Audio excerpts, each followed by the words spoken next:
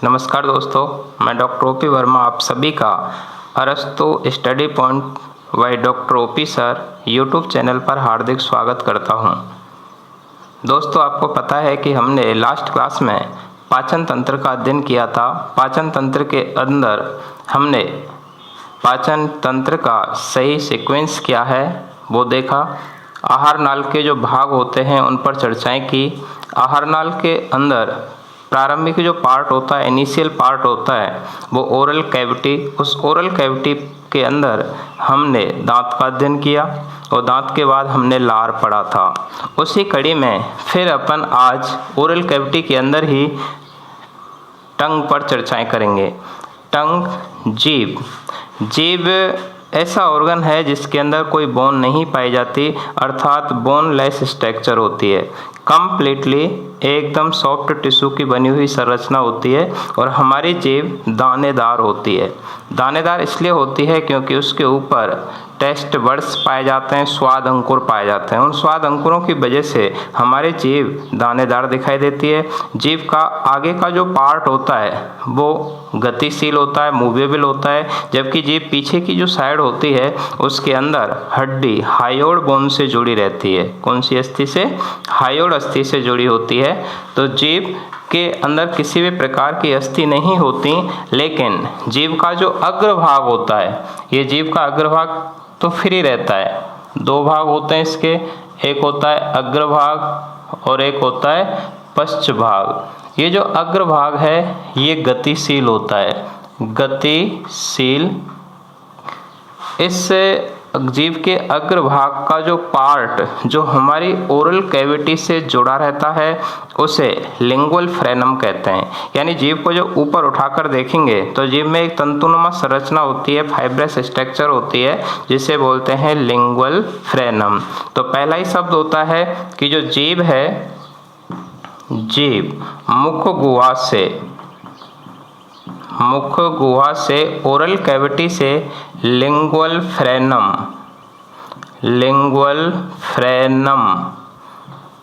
से जुड़ी होती है। तो हमारी जीभ का अग्रभाग जो होता है वो एकदम गतिशील होता है, लेकिन उसका कुछ पार्ट मुख गुहा की फर्श से जुड़ा रहता है, उसे बोलते हैं लिंगुअल फ्रेनम। जीभ का जो पश्च भाग होता है, जीभ का पश्च भाग ये हायोड अस्थि से जुड़ा रहता है। कौन सी अस्थि है? हायोड बोन से जुड़ा होता है, हायोड अस्थि से जुड़ा होता है। जीभ का ट्रांसेक्शन मैंने यहाँ पर बताया, चित्र में दर्शाया है। अपनी जीभ का जो ट्रांसेक्शन है उसके अंदर देखें तो जीभ का अग्रभाग एकदम पिंक कलर का दिखाई देता है। पिंक कलर का इसलिए दिखाई देता है क्योंकि उसके ऊपर कवक रूपी तंतु पाए जाते हैं। कवक रूपी, जिन्हें फंजीफॉर्म पैपिले कहते हैं। ये जो फंजीफॉर्म पैपिले होते हैं ये गुलाबी रंग के होते हैं। ये कैसे रंग के हैं? गुलाबी रंग। तो हमारी जो जीभ का गुलाबी रंग होता है वो फंजीफॉर्म या कवक रूपी पैपिले की वजह से होता है, जबकि हमारी जीभ का कुछ भाग होता है वो सफ़ेद रंग का भी होता है, वो इन फिल्लीफॉर्म पैपिले की वजह से होता है। कौन से पैपिले हैं ये? फिल्लीफॉर्म। ये फिल्लीफॉर्म पैपिले हैं तंतु रूपी। ध्यान रहे कि ये जो तंतु रूपी हैं ये संख्या में सबसे ज़्यादा होते हैं, संख्या में सर्वाधिक। तो हमारे जीभ के अंदर सर्वाधिक पाए जाने वाले पैपिले कौन से हैं? तो आंसर होगा फिल्लीफॉर्म। ये जो फिल्लीफॉर्म होते हैं तंतु रूपी, ये साइज में सबसे छोटे होते हैं, साइज में सबसे छोटे। तो जीभ के अंदर पाए जाने वाले पैपिले जो साइज में सबसे छोटे होते हैं उन्हें क्या कहेंगे? फिल्लीफॉर्म कहते हैं। संख्या में सबसे ज़्यादा, साइज में सबसे छोटे। और ये जो फिल्लीफॉर्म हैं इनका रंग होता है सफ़ेद, ये सफ़ेद रंग के होते हैं। तो तीन चीज़ें याद रखें, ये सफ़ेद रंग के होते हैं, साइज में सबसे छोटे होते हैं और संख्या में सबसे ज़्यादा होते हैं। ये पूरी जीभ के ऊपर वितरित रहते हैं समान रूप से। यानी जो फंजीफॉर्म फॉर्म हैं ये गुलाबी रंग के होते हैं। ये गुलाबी रंग के सबसे ज़्यादा जीव के एंटीरियर पार्ट अग्रभाग में पाए जाते हैं। तो ये होने को ये भी कई सब जगह होते हैं, लेकिन सबसे ज़्यादा इनकी संख्या कहाँ पाई जाती है? जीव के अग्रभाग में, जहाँ पर हमें मीठे स्वाद का अनुभव होता है। जीव को यदि बीच में से काटें तो जीव के बीच में एक खांच होती है। इस खांच को बोलते हैं मीडियन सुचर, मध्य खांच कहते हैं, जिसकी वजह से जीव दो बराबर भागों में बट जाती है। जीव में पीछे की साइड में एक वी शेप संरचना होती है। ये वी शेप जो संरचना होती है उसे बोलते हैं टर्मिनल सल्कस ऑफ टंग। तो जीव के पश्च भाग में, जहाँ पर आप आगे चल करके ये फेरिंग्स वाला पार्ट जुड़ा हुआ रहता है, वहां पर एक सल्कस होता है जिसे टर्मिनल सल्कस कहते हैं। तो जीव के पश्च भाग में बी शेप संरचना होती है, उसे क्या नाम देते हैं? टर्मिनल सल्कस ऑफ टंग कहते हैं। जीव के इस टर्मिनल सल्कस के दोनों भाग जहां पर जुड़ते हैं वहां एक छिद्र होता है, उस छिद्र को बोलते हैं फोरामेन सीकम। तो फोरामेन सीकम ऑफ टंग, जीव के दोनों जो टर्मिनल पार्ट होते हैं उनके बीच में छिद्रनुमा संरचना होती है। तो जीव के अंदर पाए जाने वाला पश्च भाग में जो छिद्र है उसे क्या कहते हैं? टर्मिनल सल्कस कहते हैं, फोरामेन सीकम कहते हैं। कल आपने दांत के अंदर भी एक छिद्र पढ़ा था, उस दांत के अंदर वाला जो छिद्र था उसे एपाइकल फोरामेन कहा जाता है। तो ध्यान रहे, एपाइकल फोरामेन। और हार्ट के अंदर जब पढ़ा था तब आपने पढ़ा था फोरामेन ओवेलिस, फोरामेन ओवेलिस। ऐसे अपन जब क्रेनियम पढ़ेंगे तो क्रेनियम के अंदर आएगा फोरामेन मैग्नम। तो अलग अलग जगह पर अलग अलग फोरामेन्स आपको याद रखने पड़ेंगे। जीव के जो पश्च भाग हैं वहीं पर दोनों साइड में बाइलेटरल टॉन्सिल्स पाए जाते हैं। ये बाइलेटरल टॉन्सिल्स हैं। टॉन्सिल्स के अंदर यदि इन्फेक्शन हो जाता है तो इसे टॉन्सिलाइटिस कहते हैं। तो टॉन्सिल में इन्फेक्शन को क्या कहते हैं? टॉन्सिलाइटिस। ये जो टॉन्सिल्स होते हैं ये ऐसे स्थान होते हैं जहाँ पर लिम्फ नोड्स का निर्माण होता है। ये लिम्फ नोड्स होते हैं, यहाँ पर लिम्फोसाइट्स का निर्माण होता है। जैसे हमारे शरीर की सबसे बड़ी जो लिम्फ नोड्स है वो स्प्लीन होती है, वैसे ही स्मॉल इंटेस्टाइन के अंदर पियर्स पैचेज होते हैं। वैसे ही हमारे जीव के पोस्टीरियर पार्ट, पश्च भाग में दोनों साइड में पोस्टीरियर पार्ट में टॉन्सिल्स पाए जाते हैं जहाँ पर लिम्फोसाइट्स बनती हैं और वो लिम्फोसाइट आगे चलकर एंटीबॉडी का निर्माण करती है। तो पश्च भाग में दोनों साइड में क्या होते हैं? टॉन्सिल्स होते हैं, बाइलेटरल होते हैं। बी शेप जो संरचना बनती है जीव के पश्च भाग में उसे टर्मिनल सल्कस, दोनों भाग जहाँ पर मिलते हैं वो छिद्र होता है, उसे फोरामेन सीकम कहते हैं। जीव के बीचों बीच में खांच होती है, उसे मीडियन सल्कस कहते हैं। और जीव के अंदर जो पेपिले होते हैं वो पेपिले 3 हैं। मनुष्य के अंदर 3 होते हैं, बाकी अन्य जंतुओं के अंदर ये 4 होते हैं।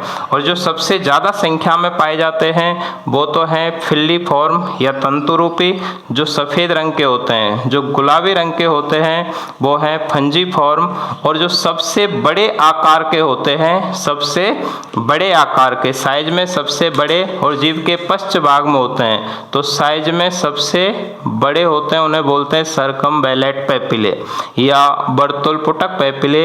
ये साइज में सबसे बड़े होते हैं, ये पश्च भाग में पाए जाते हैं। जीव का जो पश्च भाग होता है उस पश्च भाग के अंदर पाए जाते हैं। इनकी जो संख्या होती है वो लगभग 8 से 12 तक होती है। तो संख्या में सबसे कम और साइज में सबसे बड़े, तब तो आंसर होगा सर्कमवैलेट। और संख्या में सबसे ज़्यादा और साइज में सबसे छोटे, तब आंसर होगा फिल्लीफॉर्म। सफ़ेद रंग के लिए जिम्मेदार होते हैं फिल्लीफॉर्म और गुलाबी रंग के लिए जिम्मेदार होते हैं फंजीफॉर्म। जीव मुख गुहा से जिस फ्रेनम या तंतु से जुड़ी रहती है उसे कहते हैं लिंगुअल फ्रेनम। जीव का पीछे का जो भाग होता है अपनी ओरल कैविटी के फ्लोर से जहां जुड़ता है वहां पाई जाने वाली अस्थि होती है हायोड अस्थि। कौन सी अस्थि है? हायोड अस्थि। ये जीव हमारे बोलने में भी मदद करती है। जीव भोजन के चबाने में अर्थात मैस्टिकेशन में भी सहायता करती है। कुछ जंतु ऐसे भी हैं जिनके अंदर ये तापमान नियंत्रण का काम भी करती है। जैसे डॉग, कुत्ते के अंदर जीव का काम होता है तापमान को नियंत्रित करना। ध्यान भी रखना है कि कुत्ते के अंदर पसीना ग्रंथि नहीं पाई जाती। पसीना ग्रंथि नहीं होने की वजह से यह तापमान नियंत्रण का काम भी करती है। तो कुत्ते के अंदर ताप नियंत्रण का काम कौन करती है?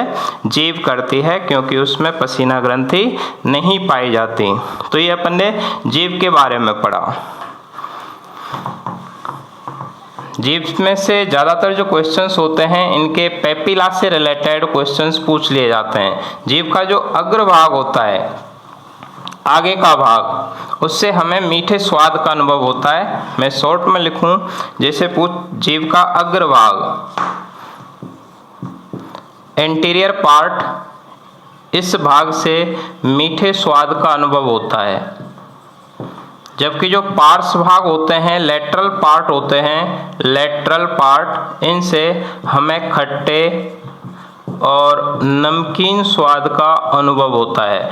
जबकि जो पोस्टीरियर पार्ट होता है, एकदम पश्च भाग होता है पोस्टीरियर, उससे हमें कड़वे स्वाद का अनुभव होता है। तो जीभ का अग्रभाग मीठे स्वाद के लिए जिम्मेदार होता है, लेटरल पार्ट है पार्श्व भाग, वो खट्टे और नमकीन के लिए, और एकदम पीछे का पार्ट होता है वो कड़वे स्वाद के लिए जिम्मेदार होता है।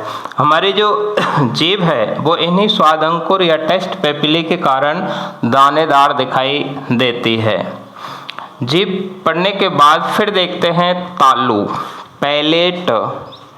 तो नेक्स्ट है अपना तालु, पैलेट। पैलेट का मतलब होता है कि जो हमारी ओरल कैविटी है, मुख गुहा की जो छत होती है, उस मुख गुहा की छत पैलेट कहलाती है। ओरल कैविटी का जो छत होती है उसी को क्या बोलते हैं? पैलेट कहते हैं। पैलेट अपने दो होते हैं। पैलेट का अग्रभाग ये कठोर तालु कहलाता है। जबकि जो पश्च भाग होता है, ये पश्च भाग ये कोमल तालु कहलाता है। तो अपने तालु कितने प्रकार के होते हैं? दो, एक कठोर हार्ड पैलेट और एक सॉफ्ट पैलेट। ये जो कठोर तालु है, ये कठोर तालु इसलिए होता है क्योंकि इसके अंदर बोन्स पाई जाती हैं। इसमें 3 अस्थि पाई जाती हैं। कितनी अस्थि होती हैं इसमें? 3 बोन्स होती हैं। एक होती है प्रीमैक्जिला, एक होती है मैक्जिला, एक होती है पैलेंटाइन। प्रीमैक्जिला, मैक्जिला और पैलेंटाइन, ये 3 बोन्स कठोर तालु के अंदर होती हैं। इसी कारण इसे कठोर तालु कहते हैं। जबकि जो कोमल तालु होता है उसमें अस्थि नहीं होती, ये अस्थि रहित होता है, बोनलेस स्ट्रक्चर होता है। तो इसमें अस्थि नहीं पाई जाती, इसीलिए इसे क्या कहते हैं? सॉफ्ट पैलेट के नाम से जानते हैं। ये जो अपना कठोर तालु है, इस कठोर तालु के ऊपर विशेष प्रकार के कुछ गंध से रिलेटेड संवेदांग पाए जाते हैं। गंध ग्राही संवेदांग, सेंसरी ऑर्गन्स होते हैं, उसे बोलते हैं जैकबसन ऑर्गन, जैकबसन अंग, जैकबसन ऑर्गन। तो जो जैकबसन अंग होता है वो किससे रिलेटेड होता है? गंध से होता है। ऑल्फैक्टरी, गंध से रिलेटेड होता है। तो गंध का ज्ञान कराने वाला कठोर तालु पर स्थित जो संरचना होती है उसे क्या कहेंगे? Jacobson organ. तो जैकबसन ऑर्गन का संबंध किससे है? स्मेल से रिलेटेड होता है। और ये जैकबसन ऑर्गन कौन से तालु पर होता है? कठोर तालु पर। कठोर तालु कठोर क्यों होता है? क्योंकि इसके अंदर 3 बोन्स पाई जाती हैं, प्रीमैक्जिला, मैक्जिला और पैलेंटाइन। ये तीनों बोन्स की वजह से हार्ड पैलेट कहलाता है। जबकि जो अपना पश्च भाग है पैलेट का, इसमें कोई भी बोन्स नहीं पाई जाती, इसलिए इसे बोलते हैं कोमल तालु या सॉफ्ट पैलेट। ये जो अपना कोमल तालु है, इस कोमल तालु का वह भाग जो कि ओरल कैविटी के अंदर लटका रहता है, यानी कि कोमल तालु का वह भाग जो मुख गुहा में लटका रहता है, उसे उबुला कहते हैं। उबुला कहते हैं, या इसी को बोलते हैं बीलम पैलेटाई, बेलम पैलेटाई, उबुला कहते हैं, या इसी को क्या कहते हैं, बेलम पैलेटाई, उबुला। तो उबुला जो पार्ट है, जो अपन जब मुंह खोलते हैं तो उसमें कुछ लटका हुआ सा पार्ट दिखाई देता है, उस लटके हुए पार्ट को बोलते हैं उबुला। यह उबुला वास्तव में किसका पार्ट होता है, सॉफ्ट पैलेट का पार्ट होता है। इस उबुला का काम होता है जब हम भोजन निगलते हैं तो भोजन निगलते समय जो अंतःनासा छिद्र होते हैं उनको बंद करता है। तो इसका काम पूछे तो इसका कार्य क्या हो गया, कार्य भोजन निगलते समय, भोजन निगलते समय अंतःनासा छिद्र, अंतःनासा छिद्र, इंटरनल नेजोपोर छिद्र को बंद करना, बंद करना।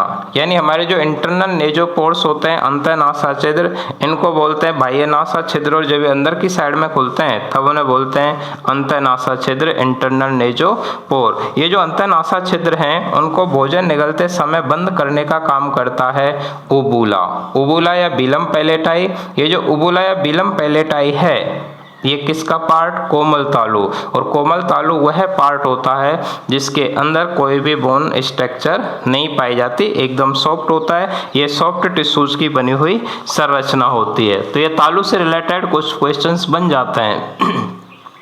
तो तालु मुखगुहा की छत होती है, तालु का अग्रभाग कठोर होता है, कठोर तालु पर गंध से रिलेटेड, स्मेल से रिलेटेड जो ऑर्गन होता है उसे जैकब्सन ऑर्गन कहते हैं। और कठोर तालु के अंदर 3 बोन्स होती हैं, एक प्री मैग्जिला, एक मैग्जिला और एक पैलेंटाइन, 3 बोन्स पाई जाती हैं। कोमल तालु जो सॉफ्ट पैलेट है वो एकदम बोनलेस होता है, इसका वह भाग जो ओरल कैविटी में लटका हुआ रहता है उसे बोलते हैं उबुला या बेलम पैलेटाई, जो कि भोजन निगलते समय अंतःनासा जो छिद्र होते हैं उनको बंद करने का काम करता है। अब देखते हैं नेक्स्ट पार्ट आता है इसके अंदर, फेरिंग्स या ग्रेसनी, फेरिंग्स या ग्रेसनी। फेरिंग्स, फेरिंग्स वह भाग होता है, वह भाग है जो भोजन व श्वसन दोनों के लिए, दोनों के लिए कॉमन होता है, कॉमन पाथवे, ओवेनिस्ट होता है।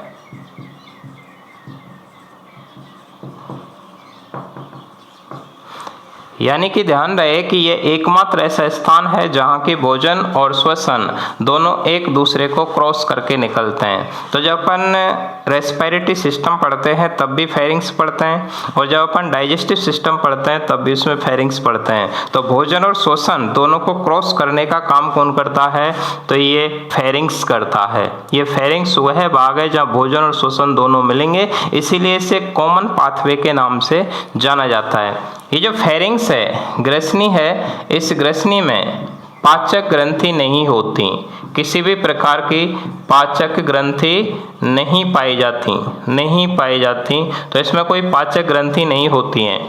इस फेरिंग्स के अंदर ग्रेसनी में 4 छिद्र पाए जाते हैं। कितने छिद्र होते हैं, 4 छिद्र पाए जाते हैं। पहला जो छिद्र होता है उसे बोलते हैं ग्रास द्वार, ग्रास द्वार, गलैट कहते हैं इसे। और ये जो ग्रास द्वार है ये जाकर के खुलता है ग्रास नाल में। कहाँ खुलेगा ये, ग्रास नाल में खुलता है। तो ग्रेसनी के अंदर 4 पोर होते हैं। पहला है ग्रास द्वार, गलैट, ये ग्रास नाल के अंदर जाकर के खुलेगा, ईसोफेगस में जाकर खुल जाता है। दूसरा जो होते हैं उन्हें बोलते हैं अंतःनासा छिद्र, अंतःनासा छिद्र, इंटरनल नेजोपोर्स। इन अंतःनासा छिद्रों को भोजन निगलते समय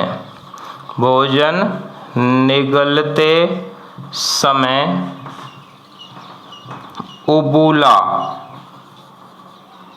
बंद करता है। उबूला जो कि सॉफ्ट पैलेट का पार्ट होता है, वो भोजन निगलते समय किसको बंद करता है? अंतःनासा छिद्रों को। और जो तीसरा पार्ट होता है, तीसरा है, उसे बोलते हैं घाटी द्वार। घाटी द्वार ग्लोटिस। ग्लोटिस इस ग्लोटिस या घाटी द्वार को बंद करने का काम करता है भोजन निगलते समय। भोजन निगलते समय एपिग्लोटिस।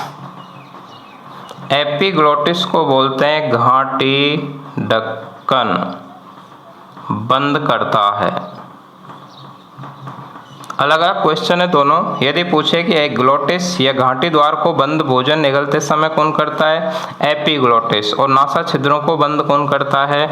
उबूला या बिलम पैलेटाई करता है। ये जो एपिग्लोटिस है, ये एपिग्लोटिस कार्टिलेज का बना रहता है। किसका बना रहता है? कार्टिलेज। और जिस कार्टिलेज का बना रहता है उसे बोलते हैं इलास्टिन कार्टिलेज। तो ये इलास्टिन कार्टिलेज प्रत्यास्थ उपास्थि का बना होता है। प्रत्यास्थ उपास्थि का बना होता है। कौन सी उपास्थि से बनता है? इलास्टिन। इलास्टिन कार्टिलेज वो होती है जिसके अंदर इलास्टिसिटी ज़्यादा होती है, प्रत्यास्थता होती है, क्योंकि उसके अंदर इलास्टिन प्रोटीन या इलास्टिन फाइबर्स ज़्यादा होते हैं। ये जो एपिग्लोटिस है, इसी को ट्रैफिक पुलिसमैन भी कहा जाता है। ट्रैफिक पुलिसमैन, ट्रैफिक पुलिसमैन के नाम से भी जानते हैं। तो ट्रैफिक पुलिसमैन ऑफ फेरिंग्स किसे कहा जाता है? एपिग्लोटिस। एपिग्लोटिस किससे बनता है? इलास्टिन कार्टिलेज प्रत्यास्थ उपास्थि से बना होता है। कौन से छिद्र को बंद करेगा? ये ग्लोटिस या घाटी द्वार को बंद करता है। और अंतःनासा छिद्रों को बंद कौन करता है? उबूला करता है। ये जो फेरिंग्स है, इसके अंदर चौथा छिद्र जो होता है वो है यूस्टेकियन नलिका। चौथा है यूस्टेकियन नलिका। यूस्टेकियन नलिका। ये यूस्टेकियन नलिका जो होती है, ये ग्रसनी को कान से जोड़ती है। कान से जोड़ती है। तो ग्रसनी और कान दोनों को जोड़ने वाली जो नलिका होती है उसे क्या कहते हैं? ये यूस्टेकियन नलिका कहते हैं। और यूस्टेकियन नलिका का वास्तव में काम होता है जब तेज आवाज होती है, तेज आवाज में कान के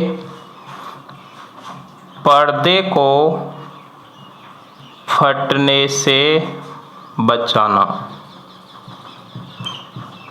इसका काम होता है वास्तव में कान के पर्दे को फटने से बचाना, क्योंकि हमारी कान के अंदर जैसे ही तेज आवाज़ जाती है तो तेज आवाज़ होने पर कान के अंदर प्रेशर बढ़ जाता है। कान के अंदर पाए जाने वाले जो फ्लूइड्स होते हैं, वो फ्लूइड का प्रेशर ज़्यादा हो जाने की वजह से कान का पर्दा बस्ट हो सकता है। उसे तेज आवाज़ में प्रेशर को कम करके कान के पर्दे को फटने से बचाने की जिम्मेदारी किसकी है?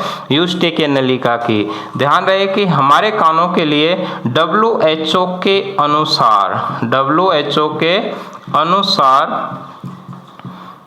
ध्वनि की जो तीव्रता है, वो ध्वनि की तीव्रता 45 डेसिबल होनी चाहिए। कितनी डेसिबल होनी चाहिए? 45 डेसिबल होनी चाहिए। ये याद रखें कि मनुष्य के कानों के लिए WHO विश्व स्वास्थ्य संगठन के अनुसार ध्वनि की तीव्रता कितनी है? 45 डेसिबल। ये डेसिबल ध्वनि की तीव्रता का मात्रक होता है। लास्ट बार ये रीट के एग्जाम में भी पूछा हुआ है, डेसिबल को ही पूछा था। तो ये तीव्रता का मात्रक है। एक होता है ध्वनि की फ्रीक्वेंसी, आवृत्ति, जिसका मात्रक होता है हर्ट्ज।